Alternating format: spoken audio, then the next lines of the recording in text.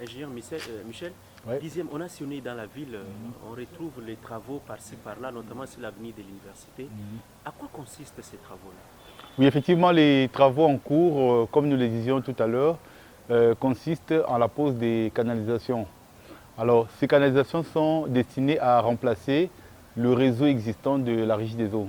Vous savez, c'est un réseau qui est vétuste et qui ne couvre pas toute la ville. Alors, donc, le nouveau réseau sera déjà un réseau neuf avec des nouvelles conduites, de nouveaux équipements. Il n'y aura pas de fuite. On va densifier, c'est-à-dire on va rapprocher davantage l'eau de la population, parce que maintenant le réseau ne couvre pas, dans les quartiers qui sont couverts, il ne couvre pas tous les quartiers, tout le quartier qu'il couvre. Alors, on va déjà étendre dans les quartiers où il n'y a pas d'eau actuellement, et en plus, nous allons poser une nouvelle condition en sorte que nous puissions réduire, n'est-ce pas, les distances que les gens parcourent pour avoir accès à l'eau. Nous allons réhabiliter les branchements particuliers. En fait, ce que je suis en train de dire, c'est quoi? C'est que tout sera fait pour que dans la ville de Mbujimaï, les gens puissent avoir de l'eau proche de chez eux et partout où ils sont.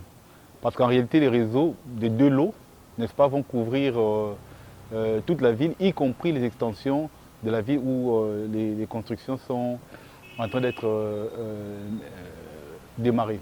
Donc, les travaux de pose des conduites vont se faire sur toute l'étendue de la ville. Tout à fait, c'est-à-dire il y a le lot 2, le lot 1, pardon, dont nous avons la charge du contrôle, qui lui va se terminer l'année prochaine, cette année, pardon. C'est-à-dire à la fin de cette année, on devrait avoir le lot qui est complètement, le réseau qui est complètement mis en service.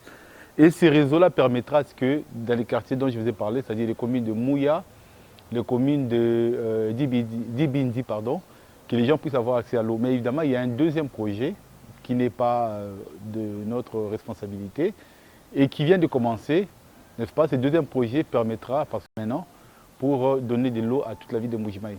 Donc ce qu'on est en train de dire, c'est qu'effectivement, ça paraît comme un rêve, mais Mbujimaï aura l'eau. Bon, du moins, scientifiquement parlant, il n'y a aucun élément qui empêche à ce que, avec les moyens qui ont été mobilisés, que ce qui est vu aujourd'hui comme un rêve puisse être complètement une réalité. C'est-à-dire, on va poser de nouvelles conduites, n'est-ce pas? Il n'y aura pas de problème, ce sont des conduites neuves. C'est, je ne dirais pas la dernière technologie parce que ça serait un peu exagéré, mais en tout cas, c'est ce qu'il y a de mieux en termes de canalisation. On pose des tuyaux en PHD, c'est du plastique durable. On pose également des tuyaux en fonte, n'est-ce pas? Tous ces tuyaux permettront à ce qu'une fois qu'on a mis en place le réseau de Mbujimaï, on puisse à peu près oublier parce qu'on n'aura pas de problème de fuite, il n'y a pas de problème de corrosion et les gens auront l'eau chez eux, proche de chez eux et dans tous les quartiers, y compris les quartiers où les constructions viennent à peine de démarrer. Alors, ingénieur, on a vu d'autres tuyaux un peu gros, d'autres un peu petits. La population se demande c'est quoi la différence? Effectivement, là il faut rappeler le système d'AEP de Mbujimaï qui devra, le nouveau système qu'on va mettre en place sera constitué de châteaux d'eau et des réservoirs. En fait, c'est l'idéal en termes de réseau d'adduction d'eau. Parce que cela permettra c'est que même s'il y a un problème au niveau du pompage, ce problème peut être un déficit, un problème d'énergie ou je ne sais quoi, que la population ne puisse pas sentir tout de suite le problème. Ça, c'est de un. Et de deux, le réseau sera alimenté 24 heures sur 24. C'est-à-dire tant qu'il y a de l'eau dans les châteaux d'eau, et je crois que ce sera le cas, les gens pourront, chez eux, ouvrir le robinet à 1 heure, à 2 heures, à 3 heures et avoir de l'eau. En fait, c'est même mieux que ce qu'il y a à Kinshasa, parce qu'à Kinshasa, il y a le pompage direct.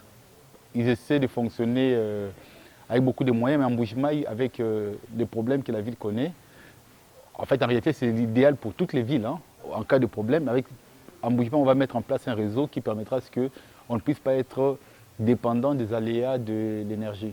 Je disais tout à l'heure que le projet était réalisé à environ 40%.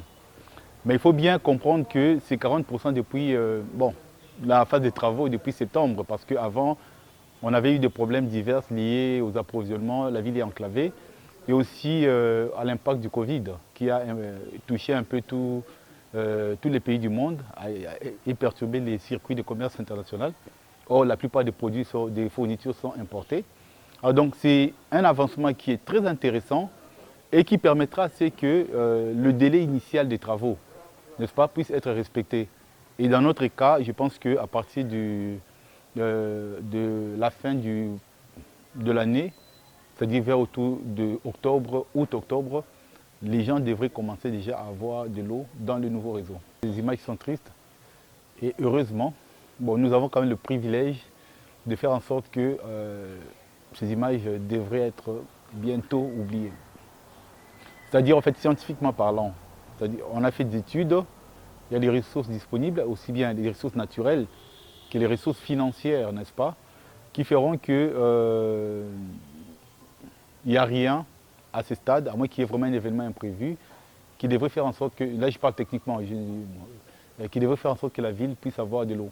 On a un planning à tenir et tout est mis en œuvre pour que ce planning soit tenu. Ben, c'est vraiment beaucoup de fierté, hein.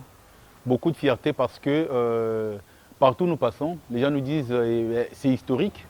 C'est vrai que personnellement j'ai un peu du mal à imaginer ça, à comprendre ça. Ben, si ça peut apporter plus de bonheur à la population de Mbuji-Mayi, nous, ça nous rend extrêmement fiers de nous-mêmes parce que ça voudra dire que nous sommes au service de notre pays. Et ça, c'est très intéressant. Donc, à ce stade, comme je disais tout à l'heure, que nous avons le projet qui avance bien. Et bon, moi, je ne suis pas là pour faire des promesses, mais en tout cas, si tout continue comme ça, cette année déjà, on devrait commencer à oublier le problème d'eau. Merci beaucoup. D'accord.